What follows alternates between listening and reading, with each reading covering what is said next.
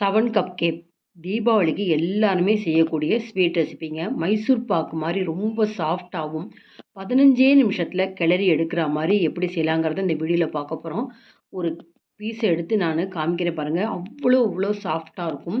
இதுக்கு தேவையான பொருட்கள் பார்த்திங்கன்னா, பொதுவாக 7 கப் கேக்குன்னா 1 கப்பு கடல மாவு, 1 கப்பு தேங்காய், 3 கப்பு சர்க்கரை, 1 கப் பால், 1 கப்பு நெய், வாசனைக்கு ஏலக்காய் தூள்.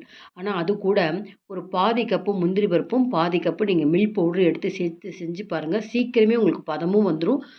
ரொம்ப சாஃப்டாக இருக்கும். முந்திரி பருப்பு முதல்ல மிக்ஸி ஜாரில் 1 2 பொடிச்சிட்டு அது கூட மில்க் பவுடரையும் சேர்த்தா நைஸாக உங்களுக்கு பொடியாயிடும். அதே ஜாரில் 3 கப் எடுத்து வச்ச சுகரையும் பொடி பண்ணி வச்சுக்கலாம். இந்த மாதிரி செய்கிறப்போ ரொம்ப சீக்கிரம் நம்ம 7 கப் கேக் கிளறிடலாம். இப்போ வாணலியில் முதல்ல கடலை மாவை சேர்த்துட்டு ஒரு 3 நிமிஷம் சிம் ஃப்ளேமில் வச்சு நல்லா வறுக்கணும்.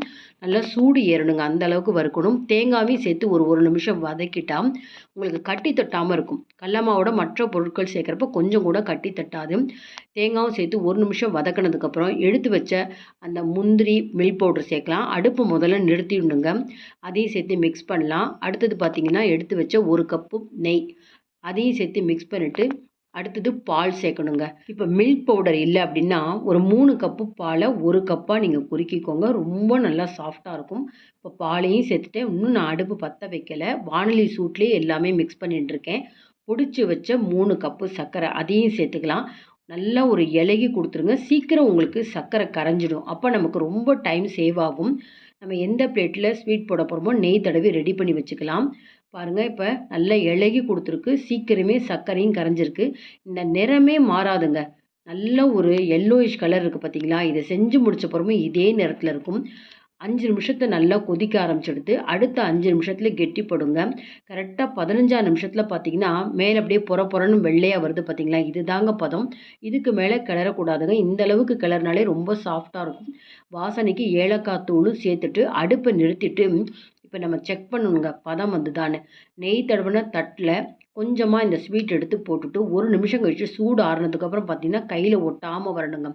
இதுதான் பதம். இதுதான் ரொம்ப சாஃப்டாக இருக்கும். இப்போ பிளேட்டில் எடுத்து போட்டுடலாம். நல்ல இலகலாக இருக்குது பார்த்தீங்களா? 2 மணி நேரத்தில் நல்லா செட் ஆகிடும்.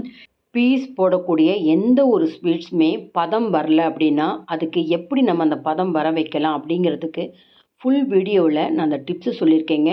ஃபுல் வீடியோடைய லிங்க் உங்களுக்கு டிஸ்கிரிப்ஷன் பாக்ஸில் தரேன். கண்டிப்பாக நீங்கள் அதை போய் பார்த்தீங்கன்னா ரொம்பவே யூஸ்ஃபுல்லாக இருக்கும். இப்போ 2 மணி நேரம் கழித்து நான் எல்லாத்தையும் பீஸ் போட்டுட்டேன். எடுத்து காமிக்கிற பாருங்கள். உள்ளுக்குள்ளே நல்ல நெய்யோட பளபளன்னு இருக்குது. அவ்வளோ சாஃப்டாக இருக்குது. அவசியம் நீங்கள் இந்த மாதிரி 7 கப் கேக் செஞ்சு பாருங்கள். இந்த வீடியோ பிடிச்சிருந்தால் லைக்ஸ் கொடுங்க. மறக்காமல் சேனலுக்கு சப்ஸ்கிரைப் பண்ணி எப்போதும் சப்போர்ட் பண்ணிகிட்டே இருங்க.